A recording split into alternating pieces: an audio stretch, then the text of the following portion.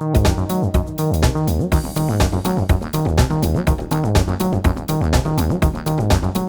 thank you for coming today in such large numbers. We must have something important today. And it is a rite of passage that candidates for governor meet with us here at the Press Club every 4 years. And 4 years ago, it was Governor Edwards and David Vitter who went toe-to-toe in this room. And before that, in the primary, 3 of the 4 major candidates appeared. And today we have the 3 candidates recognized as the major aspirants for the office of governor, including the incumbent, Governor John Bel Edwards. I do want to remind you that because of the length, and we do have a short time with 3 candidates, we will ask that only working members of the media ask questions today. And I do ask that you turn off all your electronic devices, make no long-winded statements, just ask the questions, get to the point, because I'm sure many of you have some pertinent information that you'd like to derive from our candidates. And we will go in alphabetical order, and then as we move along, we'll move to the next candidate and then to the next one, and keep this in sequence if at all possible. In alphabetical order, the first candidate is Ralph Abraham. He's from Alto, Louisiana. He is a veterinarian and a doctor and has degrees in both capacities from Louisiana State University. He, like Governor Edwards, celebrated a birthday last Monday. He is 65 years old. I don't know if there was a dual party, but somehow I have my doubts. But anyway, happy birthday to you, Congressman Abraham. And the next candidate in alphabetical order is Governor John Bel Edwards. His birthday is September 16th, 1966. He is 53. He, unlike his 2 challengers, is a Democrat. They are Republicans. Governor Edwards served 2 terms in the Louisiana House, being elected in 2007. He has degrees from West Point and from LSU's Law Center. And the newcomer is Eddie Rispone, a businessman who at the age of 70 is making his first foray into elective politics as a candidate for the highest office in the state. He owns one of the largest contractors companies in the state of Louisiana and has so for the last 30 years. His birthday, January 21, 1949, and he is a native of Baton Rouge, grew up here, and is a graduate of Louisiana State University. The candidates will have 2 minutes for opening questions. There will be 1 minute for responses to our questions, and then they will have a 1-minute close. And we start with Congressman Abraham. Congressman?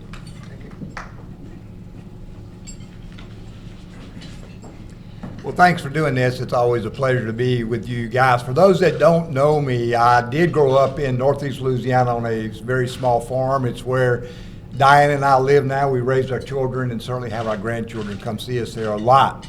I have been very blessed and honored in Louisiana to serve as a soldier, a farmer, a pilot who still flies search and rescues with the Coast Guard Auxiliary, a veterinarian, as you just heard, and a family doctor that serves some of the poorest of the poor in the Louisiana Delta. And as most of you know now, I'm hopefully a conservative Christian voice in the U.S. House of Representatives in Washington, D.C. I am the only candidate that has been endorsed by the NRA. I am the only candidate that has always opposed Common Core. I am the only candidate of these 3 that support the death penalty, and I am the only candidate that has stood side by side, worked with, and voted with our great president to lower taxes, help our veterans, and move this country in a very, very positive manner. Unlike our state, unfortunately, our current governor is killing our state. We're last. We are 50th out of 50th. We don't have any jobs, so we've got to incentivize businesses. We've got to lower taxes. We've got to rebuild our infrastructure. And until we do that, we will continue to be at the bottom of the barrel. We're Louisiana. We're much better than that. And I'm just tired of losing as a state. We have a unique culture. We have people that actually want to go to work, and we could be in the top tier.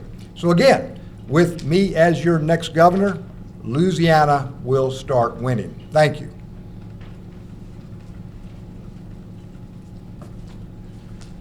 Good afternoon, everybody, and thank y'all for doing this and allowing us to have the opportunity to come before the press club.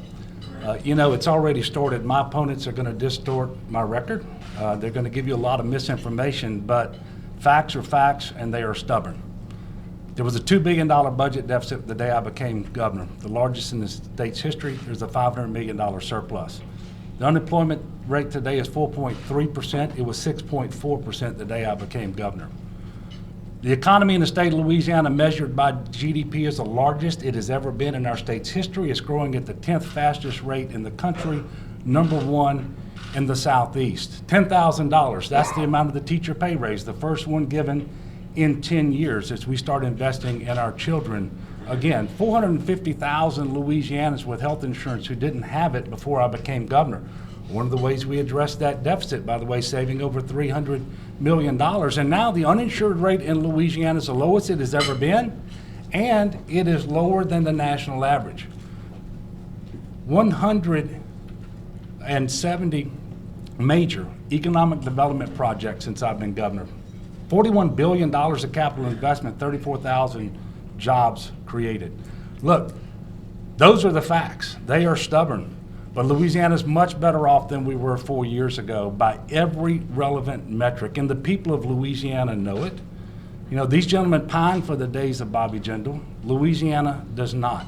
We are not going back. We've come too far, and yes, there's more work to do. But I'm absolutely confident our best days are ahead of us. Despite all that they're going to do to mislead and to distort my record, if we would just refuse to be Washington, D.C., and continue to work together, Republicans and Democrats putting Louisiana first, our best days are ahead of us.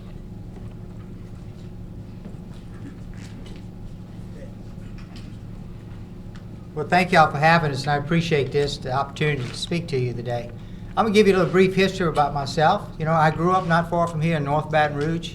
We had a family of 9.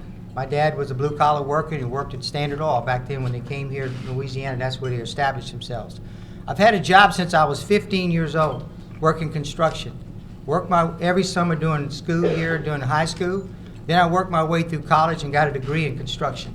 Worked construction all over this country for 14 years. And about 30 years ago, next month, my brother and I started the company we have today. We've been extremely blessed. We started that company in my living room with 3 of us. And today we employ almost 4,000 families across the South. We know we are blessed. We know what it takes to build the jobs. We know what it takes to work with job creators. We know how to fill those jobs with Louisiana citizens. And that's why I'm running. You know, Louisiana, believe it or not, Louisiana is last in our economy in the United States. We're the only state in the country that is losing jobs. We need a job creator. We need someone that has serious business skills, someone that can turn the state around. And that's what I'm here for. We need to do something different. We've had politicians now on both sides of the aisle, and we're still on the bottom, folks. We need to do something different, and it starts by electing a different kind of governor. And that's why I'm in this race. I'm in this race because I believe we can be the #1 state in the South when it comes to jobs and opportunities, and I think I'm the only one that can do that. And that's why I'm in this race, because our children and grandchildren need a future in Louisiana. Thank you for listening.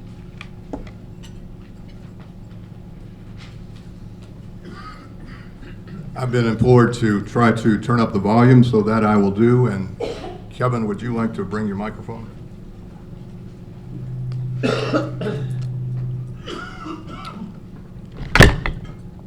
Sorry about that. That's all right.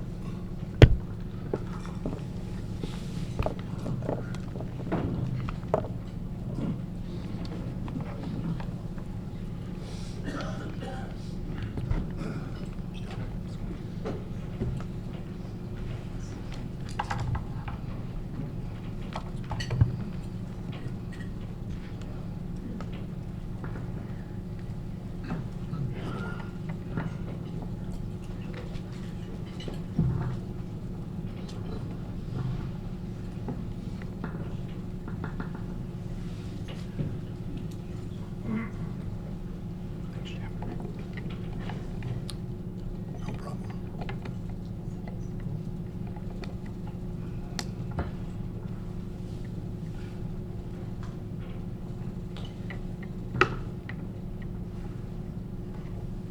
Jim, tell a joke.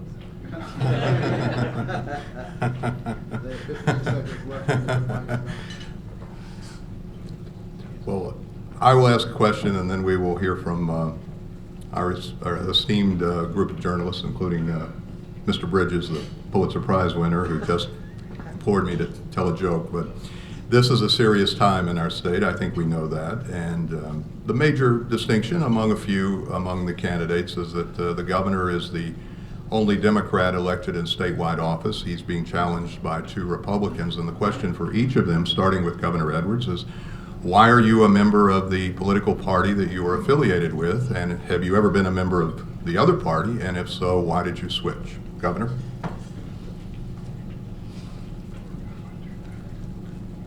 Thank you, Jim. I've never switched. I registered as a Democrat back when I was, I guess, just before my 18th birthday. And it's because I believe that we have an obligation to do what we can on behalf of our brothers and sisters, especially those who are most vulnerable. And you know, we can't do everything for everybody, both because it would cost too much and quite frankly, it wouldn't be proper. But where we can help, we ought to do that. And we ought to lift up especially the middle class and those who have not traditionally had opportunities in the past to get ahead. I still believe that there is a role for government in doing these things, and that we are brothers and sisters to folks around the state of Louisiana when we actually lift them up and try to make their lives better and move forward together. And that's why I've been a Democrat and I still am, and don't think, in fact, I know I've never changed parties. So that's the answer to your question there, Jim.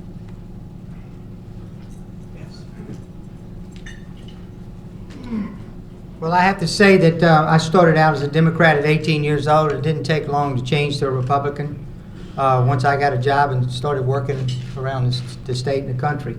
I will tell you that there's a distinct difference between a Republican today and a Democrat. And I like to put it this way. You know, we want to teach people to fish and not just make them dependent on us. And that's a big difference. We care about our people. We're going to make sure that we take care of the ones that need help. But we also want to give them a lift up.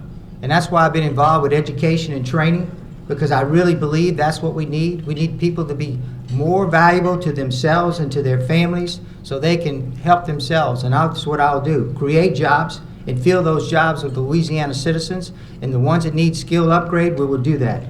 Thank you.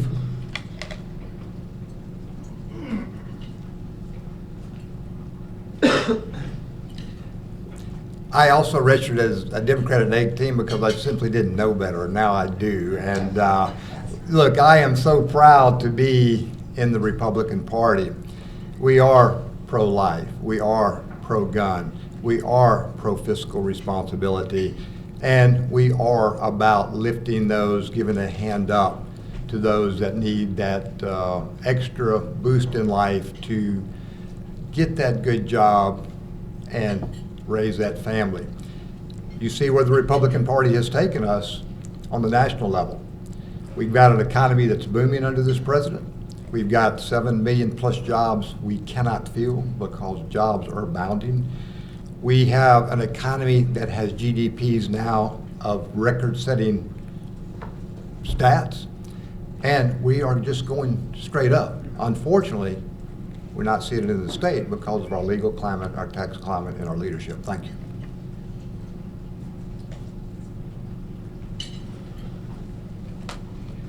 Would you announce your name and affiliation when you ask a question? And Melinda?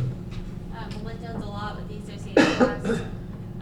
So the governor has framed this as a race about moving past the policies and the tenure of Governor Bobby Jindal, and he equates his 2 opponents to being supportive of Bobby Jindal and being a return to Bobby Jindal. So for the opponents, I guess I was wondering, can you talk to me about what you think of Governor Jindal's tenure in office, specifically his policies on taxes and the budget, and then obviously the governor? Okay. Melinda asks about Governor Jindal, who was governor of our state for 8 years, and the predecessor to Governor Edwards, and his impact and the assessment by our candidates of Governor Jindal's 2 terms. Mr. Rispone? Yes. First of all, this race, Bobby Jindal's not running for governor. I'm running for governor. So to speak about the taxes and the way we did the budget before, I'm the only candidate up here that says we need to have a constitutional convention. I'm the only candidate that says we need a sea change in how we do things. And so that's where we're going to go with this. We have to fix our budgets. We have to fix our constitution so the elected officials, the people you send there to the Capitol, can do their job. Right now, they can't do their job. We have a book of statutes, not a constitution. So we're going to make a difference change there. Again, I'm the only one that's going to step up and say we need to make a sea change if we want to lead this country. There's no reason why we're not number one in the South when it comes to jobs and opportunities. And that's what we're going to do. We're going to change it and make us the best we can be. Thank you.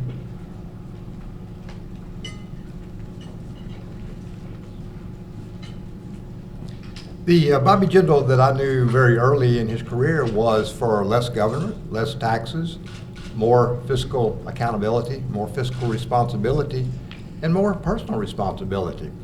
That does espouse just what we talked on the last question, and that's the Republican mantra, the Republican theme. And whether it's Bobby Jindal, whether it's me as your next governor, those tenets, those core principles that I just listed, I think are good for the country, and it's certainly good for the state. Thanks.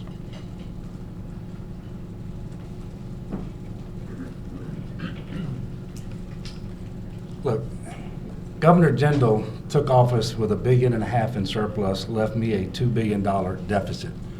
The way he ran his budget was the most dishonest, gimmicky, smoke and mirrors. And look, we actually plundered the trust funds and spent $3 billion in trust funds over the same 8 years. That money's gone. And they still cut higher education more than any other state in the nation. They raised tuition more than any other state in the nation. And our state was deep in the ditch 4 years ago. Make no mistake about it. And we are doing so much better because we jettisoned all those irresponsible practices of the past. We make sure that we're responsible in the way that we budget, and we have not put a single one-time dollar in the budget lined up against recurring expenditures. And as a result, Moody's is taking note. Our outlook in Louisiana is positive for the first time since 2015. Indeed, it is.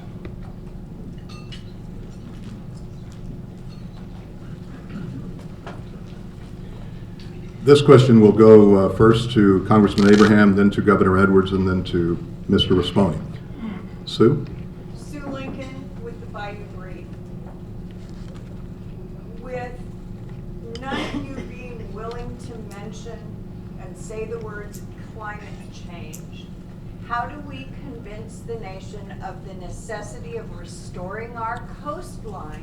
How do we convince them we're not a sacrifice zone when we won't hold the oil and gas companies to their contractual obligation to restore the damage they created?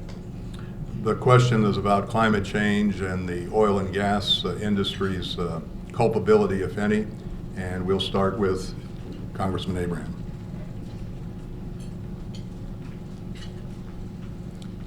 Well, one of my professions is a farmer, and I think we all know that environmental stewardship, protecting our environment, should be at top tier.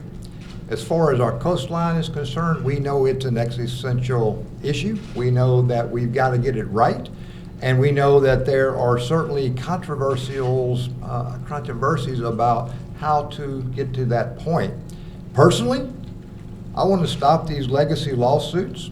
I think they're frivolous against our oil and gas industry, and actually make them part of the solution. I've talked to most of them, not all of them. They want to be at the table. They want to be part of building the coast back. They have the technology, and I think as a governor, then we should certainly bring them to the table. We are the sportsman's paradise, but look what's happening. We are losing fishermen and we're losing oarsmen because of this, and we've got to get this right every day. But oil and gas can be part of the solution. Thanks.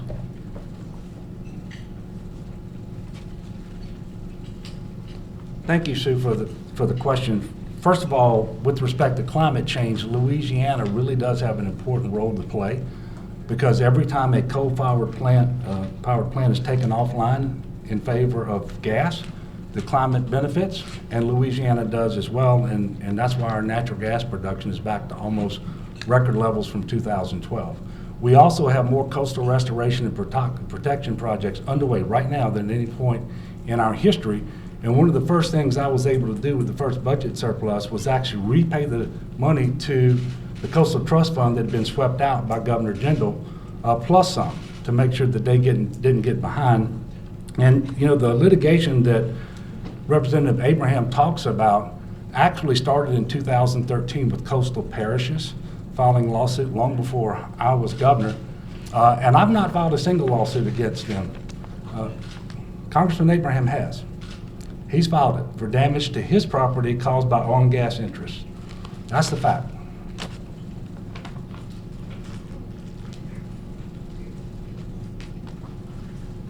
I'll address the global warming. I think we all have to play our part in global warming and do what we can. It's not just global warming, but it's environmental safety.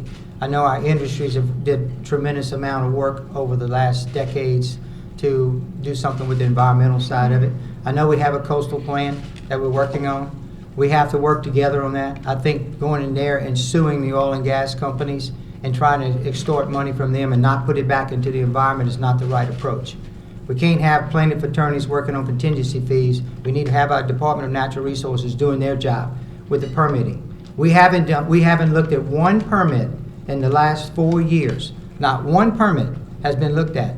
One of my first executive orders is to tell the Department of Natural Resources, do your job. Look at these permits that the lawyers are saying we didn't follow.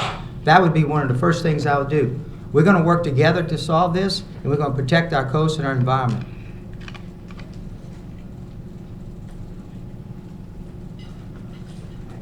This order starts with Governor Edwards, then Mr. Rispone and Congressman Abraham. Harrison. Hi, yes. So what would each of you do to either double down or conversely back away from the criminal justice package passed 2 years ago? It's about criminal justice and the reform package that passed and where it stands right now. Governor. Thank you for the question. As you all know, I come from a fourth-generation law enforcement family. Public safety is absolutely priority number one. Criminal justice reform was essential because we were paying $700 million a year to have the nation's highest incarceration rate, and we were not safer as a result of it. So we borrowed strategies that had been successfully implemented in other southern states, implemented them in 2017 in a package of 10 bills, 7 authored by Republicans, 2 by Democrats, 1 by an independent. And we are saving money, we're reinvesting the savings as we were supposed to, and we are safer. In the first full year since criminal justice reform was implemented, number of murders in cities across Louisiana has plummeted. In New Orleans, the lowest since 1971, and they're on track right now to be a third below that this year. Similarly, we're doing the same things in Baton Rouge, and Monroe, and Shreveport, and Lafayette, and Alexandria. So I'm going to make sure that we continue to maintain our posture with respect to criminal justice reform. We will tweak it as necessary should that become something that we need to do. Thank you.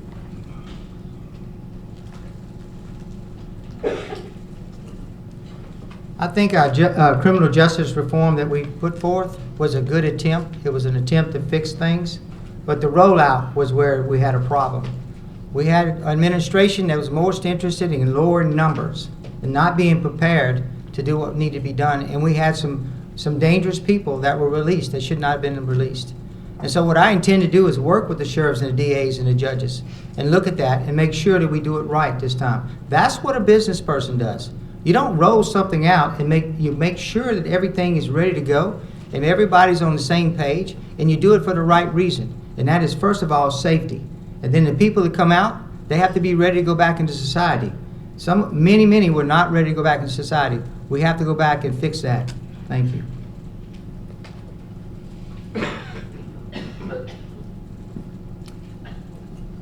John Bel Edwards' rollout was a disaster. You've got violent criminals that have been released, that have killed, that have raped, that have assaulted after they have been released early.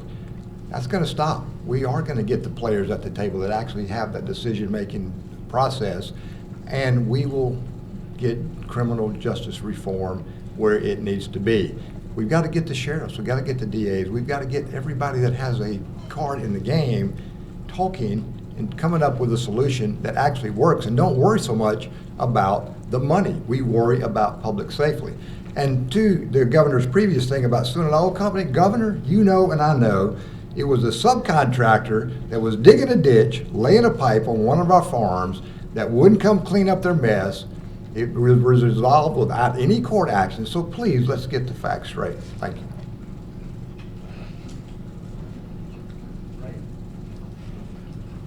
We'll start with Mr. Rispone this round, and Tyler Bridges, what is your question? Yeah, I must confess, I don't feel like there's been a lot of specifics from the three candidates exactly what they would do if they are living in the governor's mansion next year. So I would like to ask, what are the 3 or 5 specific policies that you would enact if you become governor?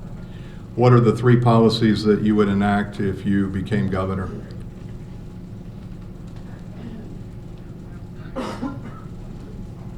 Well, let me start with this. The day after I'm elected, I'm going to work. And I'm going to go to work, and like I said earlier, I'm going to contact all the oil and gas people, the manufacturing says, come back to Louisiana, stay here, we're going to work with you. Then I'm going to let all these parishes know that we're ready to go to work. But the other thing is I'm going to go out and recruit good, talented people. That's what business people do. We're going to go out and recruit good, talented people over these agencies. We're going to run these agencies like they should be run, like we do in business, with programs, with plans, with a budget, with transparency. That's going to be happening. So when I get sworn in, they're going to go to work. Those are kind of things that business people do. They make plans, they recruit talented people, and turn the state around. As far as policy, we're going to respect our citizens' tax dollars, and we're going to be efficient and effective. That's what I'll do. And we're going to move forward with a Constitutional Convention to turn this ship around. We need some help there. It's not going to be playing around the edges like we've done with the career politicians over the decades.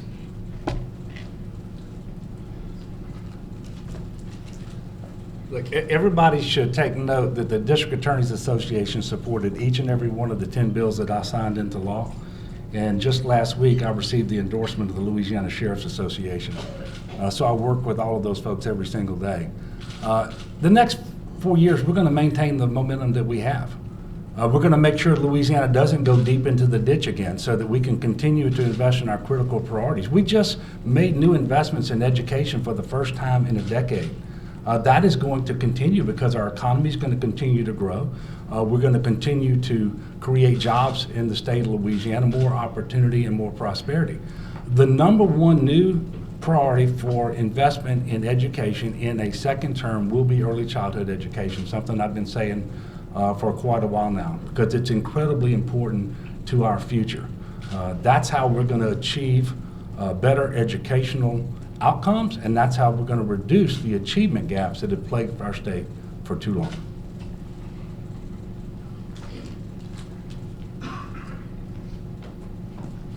There's an old physics equation that says momentum equal mass times velocity. I assure you, Governor, we're going backwards in a train if you put that physics equation down. Look, as a governor, we're going to reverse the ITEP changes. We're going to get businesses back to hire, to just stay, to build what businesses do. We will revamp the waste, fraud, and abuse in our Medicaid expansion. And day one, I'll call a special session to address infrastructure, taxes, and budget reform. And to that point, that's how we grow this governorship. And if we do not allow someone like me to be elected, then we continue to be 50th out of 50. We continue to have no jobs, and we continue to be dead last in the country. Again, we're much, much better than that.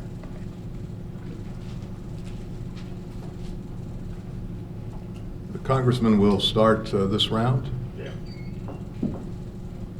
Lanny? The slightly tweaked educational standards that we call Common Core have basically become settled law. How do you intend to reverse them if indeed you wish to do so? What is your stance on Common Core as far as preserving or reversing what is now established law? Lanny Keller asked that question. Congressman.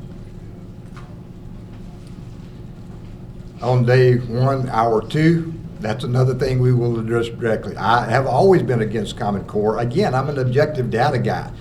We are 48th or 49th, depending on which poll you look, in education. If it was working, we should be in the top tier, but it's not. We've got to let the teachers teach, the parents parent, and the parents empower their children to go to the school that is a passing school. If you're going to a failing school, you need to be able to have that choice to go to a school that can actually give you a good education. The governor mentioned early childhood education, and I think every candidate up here will say that is a priority one. Unfortunately, this governor says he's a priority, but it's only in an election year that he came out with a plan and put a little money to that. So I will make it a priority day one. We will fund it all the way up through our tops, which I will also fully fund. Thank you.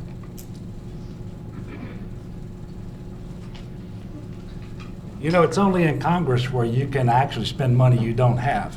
So until we turned the economy around and started running surpluses, there were not investments to be made in early childhood education. But as soon as we did that, we invested $20 million more this year than we did last year on early childhood education.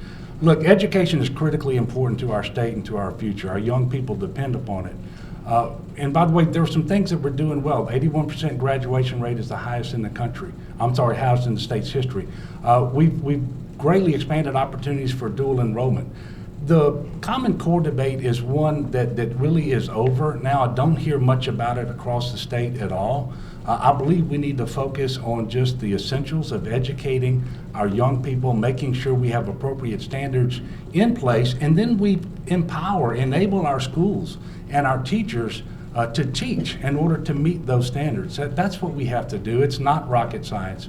And I'm going to continue to invest in education heavily in my second term.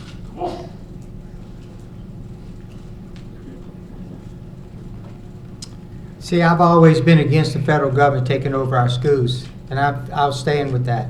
But folks, we're last. Something has to be done. And I've always believed that we had to improve our education system.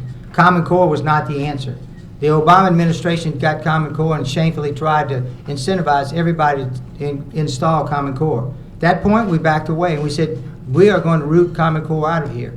And we've been against it ever since. And as governor, I'm encouraging everyone, look at your schools, look at your districts. That's where it's at. You have a voice there. And go make sure that we're not doing something that we let the federal government run our schools. We're going to support the teachers, we're going to support the parents. And then the only other subject I'd like to bring up, the lawsuit against all companies by Congressman, the big deal about that was mental anguish. It wasn't about fixing his property as well, it was mental anguish. That's what plaintiff attorneys do, not congressmen. Thank you.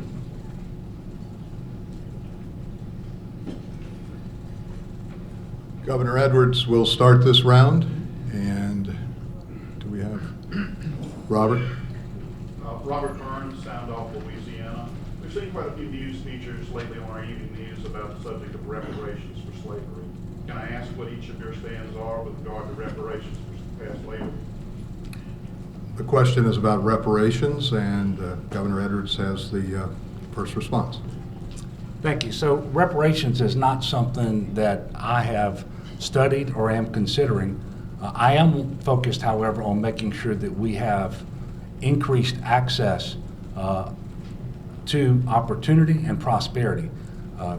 Increasingly, that's more important in education than anywhere else because it is synonymous with opportunity and prosperity. And so whether it's investing in education, again, with our HBCUs, increasing dual enrollment opportunities, making sure that we're fully funding TOPS and GO grants, our need-based aid for higher education, making sure that more people have access to health care so they can remain healthy and actually working, able to support themselves and their families and to just do better, have a higher quality of life. Those are the things that I'm focused on every day as governor.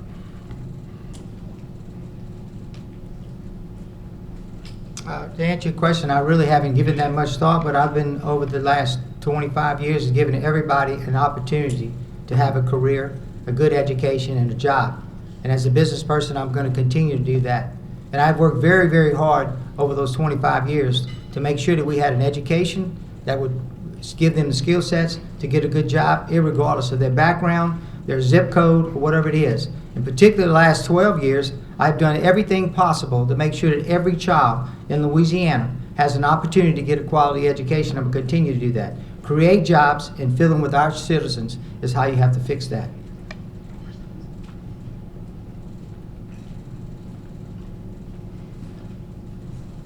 So I'll go back to where I live and where I've practiced medicine my entire life, and that's in the Louisiana Delta, with the African American community being a large part of that community. They are my patients, they are my friends. I go to church with them, I go to get groceries with them. And I've had these discussions with many in this particular community. They're not asking for handouts, they're just asking for the opportunity. These small rural towns that populate Louisiana, they're not there. Again, I go back to the jobs that we do not have as a state. All they're asking for is the opportunity to raise their children in an environment that has a little bit of disposable income after they pay their bills. So I'll answer the question directly, unlike these two gentlemen that have not. I am against reparations. Thank you.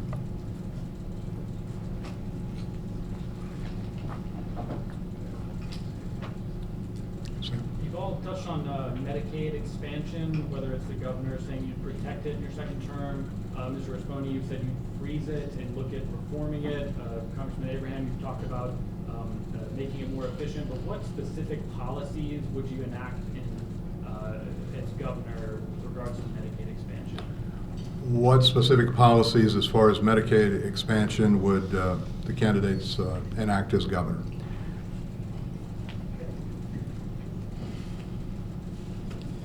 Well, we rolled out the Medicaid expansion and to help people who need it the most. And what's happening, we have a system now that's unsustainable. And if we don't fix it, it's going to go broke.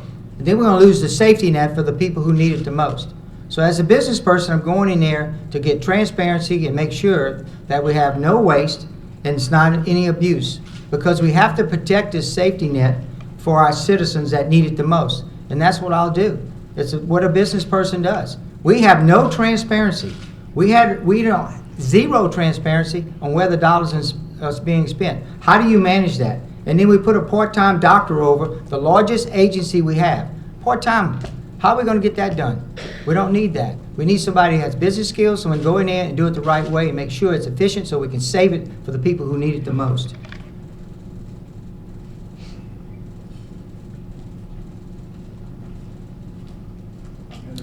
Well, I am that general practitioner that takes that Medicaid expansion patient, and as I've said over and over, I don't have access to the specialists I need. I don't have access to the prescriptions that I need. So the policies, look, I've always said that the first day, then I'm going to fire the secretary. She's a Planned Parenthood operative, and I want her gone. We're going to get 1,600 of those $1,000, $100,000 people that are making over $100,000 a year off the roll, along with everyone that's ineligible off, so that those that actually need the service have the service and can use the service effectively.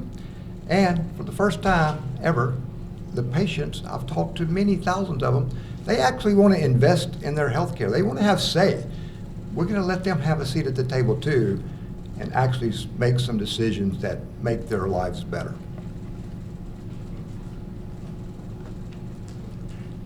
Medicaid expansion is absolutely sustainable, not just as a program, but it helped us address big needs at the statewide level.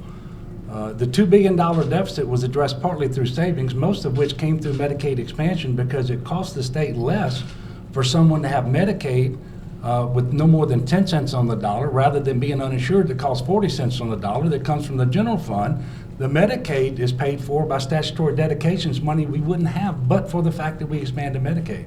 So it is absolutely sustainable. Louisiana is one of 8 states recognized by the Trump administration for implementing best practices to root out waste, fraud, and abuse in the Medicaid system. The other thing that we've done is I have invested in a state-of-the-art system for eligibility determinations, replacing one that was decades old that all of my predecessors decided to leave in place.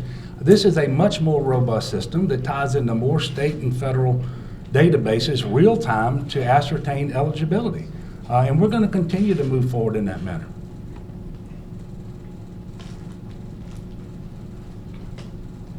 We'll start with Congressman Abraham. Matt? Each of you has discussed bringing stability to the state's budget and economy Would you support unlinking federal and state taxes by eliminating the deduction on state taxes for federal income taxes paid? Matt asked about the deduction on federal income taxes for state taxes and the stances of the candidates. Congressman? Yeah, the way it stands now, because we've lowered taxes on the federal level because of Trump's tax cut and jobs plan, which I actually voted for and was proud to do it, then you're deducting less on your state tax and you're paying more in state taxes. So the governor can talk about the surplus that he's getting, but it's still taxpayer money. Whether you pay it to the state, whether you pay it to the federal, it's still our money. So yes, you got that disconnect there that has to happen. And if we don't allow businesses to boom, if we don't have more jobs, more people paying into the system, bringing those taxes up, then we're going to lose again and again and again.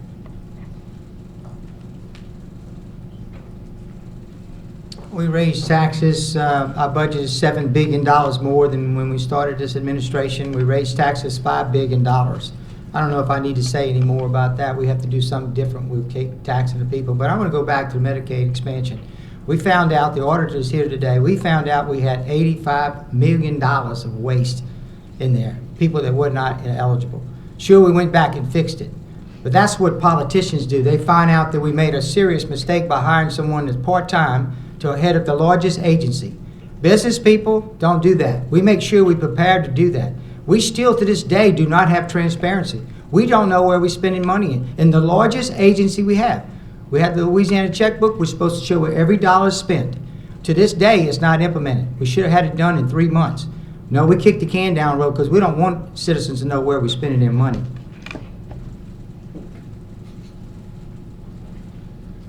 So the answer is yes, I would support that, and I have supported it. In fact, I asked that we get rid of that deduction in favor of lowering rates so that that change would actually be revenue neutral. I think it would be helpful to have nominal rates and our actual rates, effective rates, I should say, be the same. And that's one of the things that we promoted coming out of the task force that actually studied and made recommendations. The other thing I want to point out is when I became governor, the state of Louisiana had the 5th lowest combined state and local tax burden. Today, we have the 5th lowest combined state and local tax burden. That's how moderate the changes were, and as we were able to do so last year, we actually lowered the tax burden by more than $600 million precisely because our economy is growing and the revenue is coming in, and we were able to make the investments that we've made and still run a surplus. And I like the fact that they keep talking about the surplus, because if this election comes down to whether surpluses are better than deficits, I like my chances.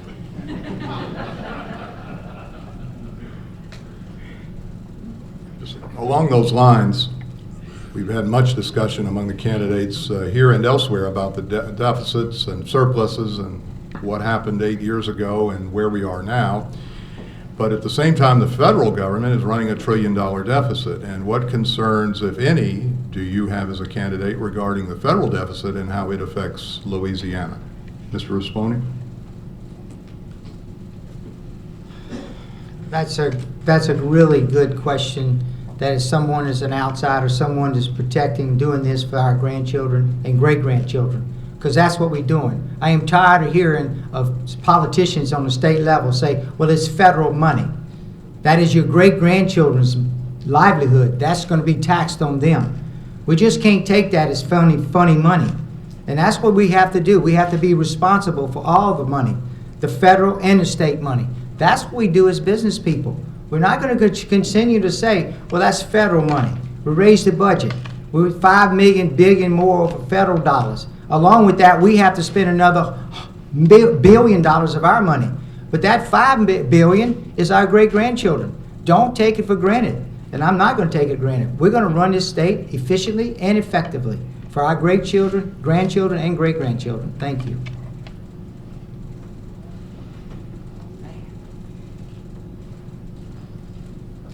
As a U.S. Congressman, I have stood on many a stump and said that our federal debt is a national security issue. It's unsustainable.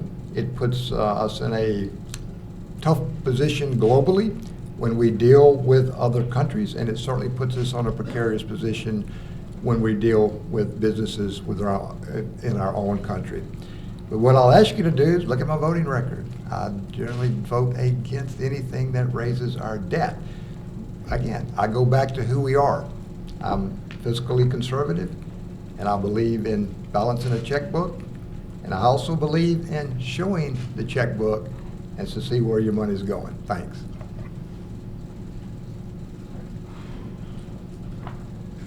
You know, I think the question really gets at the crux of the difference between state government and federal government.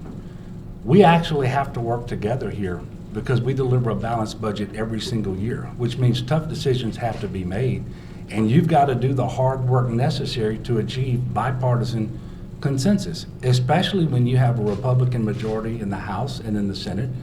And all of the bills necessary to right our ship and create the stability we needed actually needed a 2/3 vote. And at the end of the day, they got a majority of the Republicans both in the House and in the Senate. So that's the difference. We don't get to put off the hard decisions in the state of Louisiana. If you want to invest in higher education, if you want to invest in healthcare, roads and bridges, you actually have to sit down and make hard decisions today. We were able to do that through my leadership. And the state is no longer deep in the ditch. And let me tell you, for years we were sending tax dollars to Washington so that 30 other states got the benefit and their working poor got health insurance while ours went without, and we paid the price for it. So bringing our federal tax dollars home for Louisianans is exactly the right thing to do. Andrea? Louisiana frequently finds itself in this predicament where the only parts of the budget up for grabs are education or health care. All of you have spoken about the importance of fully funding education. So what other parts of the state budget should be on the table when it's time to make cuts, and what would you do to open up those revenue sources? Her question, Andrea's question, is about what other areas other than education and healthcare would be fertile for cutting if reductions are necessary in state government. I think you're first. Thank you for the question. You know, the fact of the matter is we do have a lot of constitutional dedications, but these are dedications that more than 2/3 of the legislature at some point thought were in order, and the Louisiana people also voted to make sure that they were protected. And it's not like if you free those dedications, you're not going to spend those monies. You know, for example, the biggest one is K through 12 education. I don't propose reducing our investment in K through 12 education. But the good news is today we are funding education, $200 million more than last year. So we actually are doing better. We're fully funding TOPS. Go Grants funded at the highest level ever. And so we didn't need to make structural changes in order to tend to our business. We just needed to tend to our business. And we were able to get that done, and I'm proud of the hard work. And it took a little longer than it needed to. There were a couple more sessions than we should have had. But at the end of the day, we got the work done. We are funding our government, and we are not cutting education.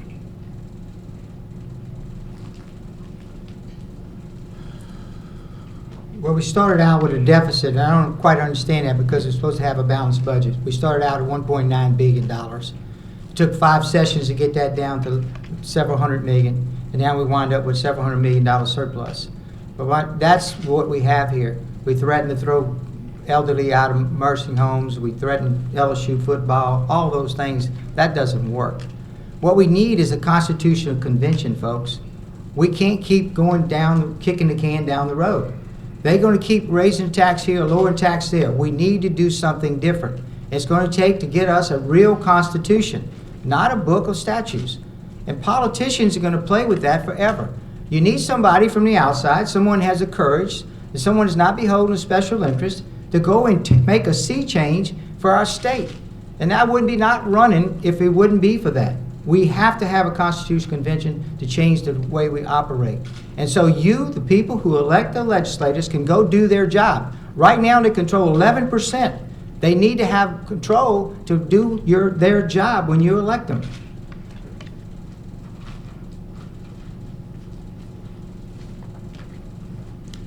It is to the point in our Constitution that we can only cut healthcare and education, and that is a shame.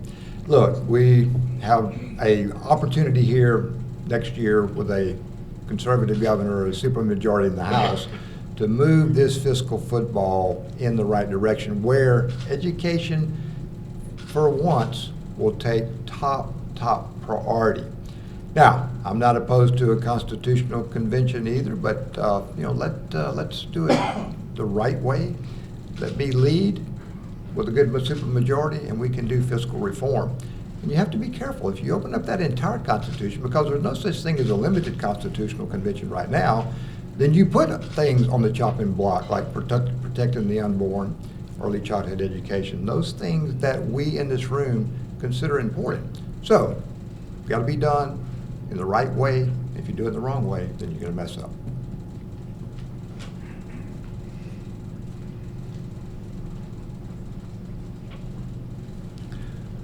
Lanny?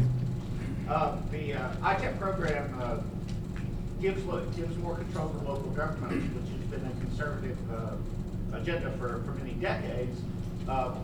Why only 20%? And should not local governments have control of their own financial destiny? Lanny asks if local governments should have control of their destinies through the ITEP program. And I think Congressman Abraham is first.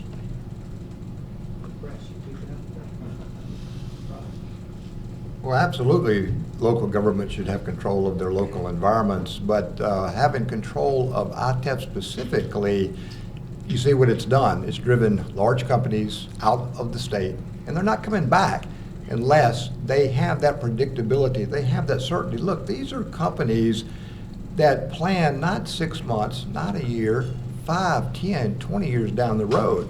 And if you take away that predictability, that certainty, you see what's happened. They're gone. That's why we have no jobs. That's why we're the only state in the country that has lost jobs. So look, the local people, they need local control of their local environment. And as governor, I promise you, they will get it in a various form, in many forms, but they will have control. Thank you.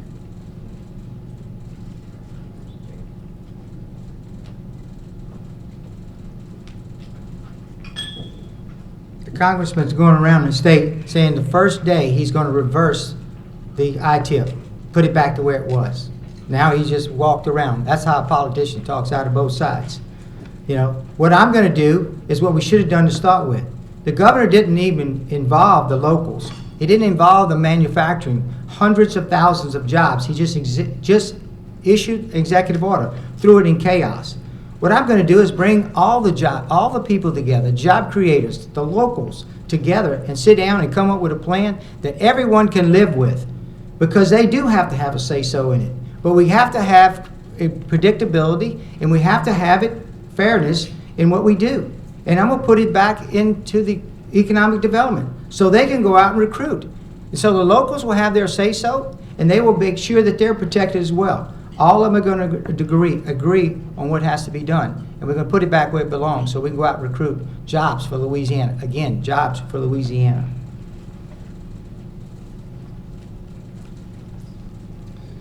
You know, you're entitled to your opinion, as misinformed as you want it to be, but you're not entitled to your facts. I had multiple meetings with local elected officials and with business and industry before I made any changes, and I continue to meet with them on a routine basis. Look, the fact of the matter is, in my term as governor, the capital expenditures associated with ITEP applications that have been approved exceed $100 billion, more than twice what they were under Bobby Jindal's last 4 years as governor. So this idea that it's broken and it's not working is just belied totally by the facts. I will not go back to 100 cents on the dollar, because we don't need to be at 100 cents on the dollar in order to be competitive, as evidenced by the fact that our program continues to grow. Locals will keep their seat at the table because every dollar being exempted would otherwise go to local government. And we will continue to tie the ITEP approvals to jobs created or to a compelling case of jobs retained. Those things just make sense, and they are working for the state of Louisiana.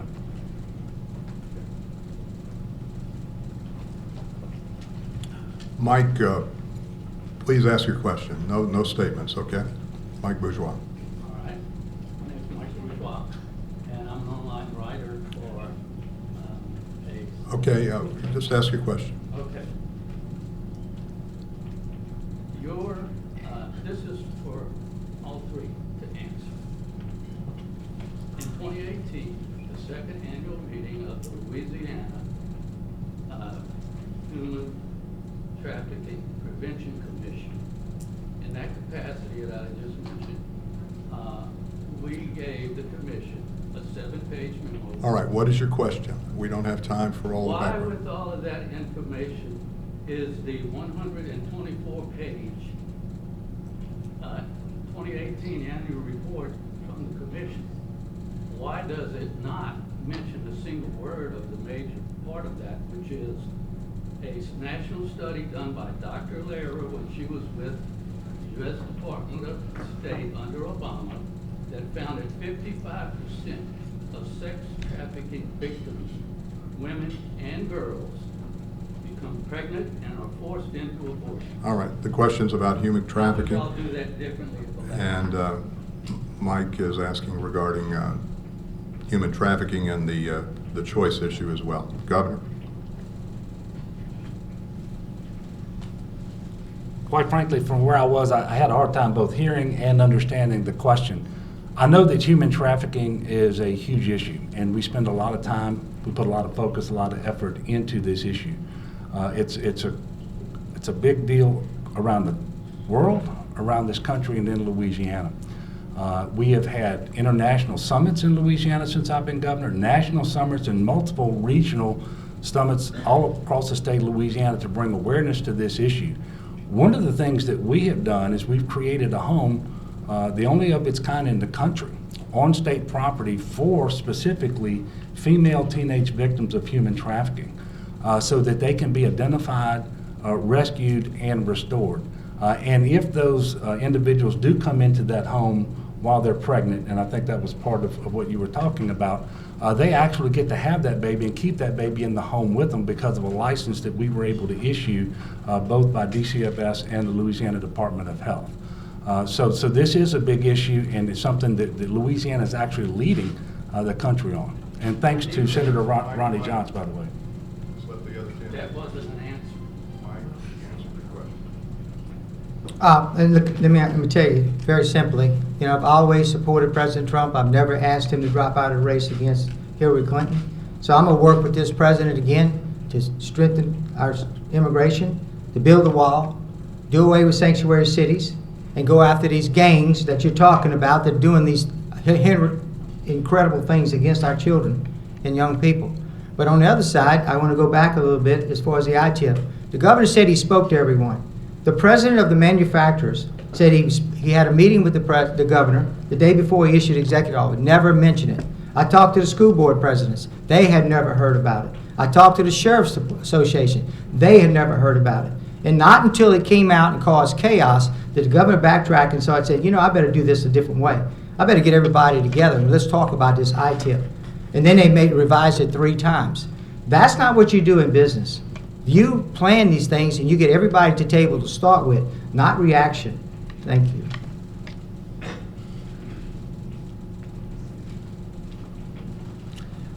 I've actually worked with our great president on the federal level with this sex trafficking. It is horrific, it is wrong, and I have voted to stop it at every level that it exists. Now, there's also, I heard something about choice. There's a false narrative put out by my opponent that I am not pro-choice. Let me clarify that.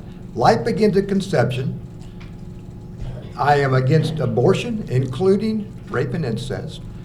If there is a issue with the mother's health in the 3rd trimester, the way to solve that problem as a physician, I can tell you, is deliver the baby. So, I know it's a campaign year. I know things are being thrown around that aren't true, but that's where we stand on choice. That's where we stand on sex trafficking. And also, let me clarify, because it was misstated too, I will reverse Governor John Bell's ITEP changes on day 1. My question was, why Mike, that's it. That's it, Mike. Annual report that we gave. Each candidate has a chance for final remarks, 1 minute, and we started with Congressman Abraham and then went to the governor and then to Mr. Rispone, so it will go in reverse order this time with Eddie Rispone beginning. Again, thank y'all for having me. This is all new to me. I'm an outsider. I'm a business person. I'm someone who never had ran for office before, but it got to the point that the politicians, we're still last, folks. We're last in this country. We have to do something different. And it starts by electing a different kind of governor. An outsider, a conservative, someone with serious business skills, someone that's not beholden to special interests, and someone that has the backbone to go up against the status quo and turn this state around. We should be #1 in the South when it comes to jobs and opportunities. Let's elect someone that knows how to create jobs, thousands of jobs, and work with every sector of the economy to do that, and knows how to fill those jobs with Louisiana citizens. It's not that complicated. We just have to do something different if we expect different outcomes. Thank you for listening, and thank you for having us here today.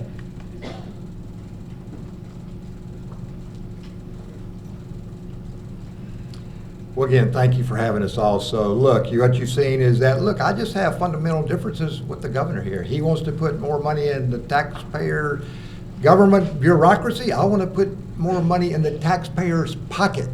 And that's where we just mainly differ a lot. His solution, taxes, taxes, taxes. My solution, more jobs, more freedom, less tax. We do have to rebuild infrastructure. We do have to invest in our children, and we do have to protect the most vulnerable of our society. So we're going to get this pension reform right. We're going to get this prison reform right, and we are going to make Louisiana safer. We are going to let Louisiana win. Help is on the way.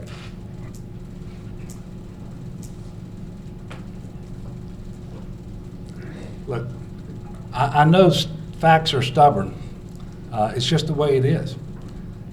We have the largest economy in the history of our state today, and it is growing faster than the national average. In fact, number 10 in the country, the #1 growing economy in the Southeast United States. Unemployment is 2 percentage points lower than I became governor.